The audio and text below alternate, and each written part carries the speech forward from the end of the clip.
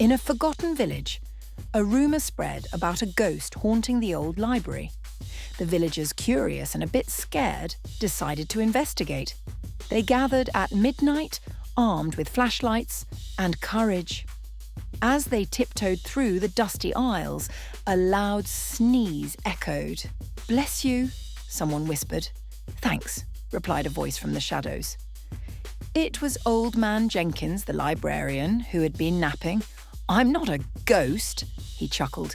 "Just allergic to dust." The villagers laughed, realising the only thing haunting the library was overdue books.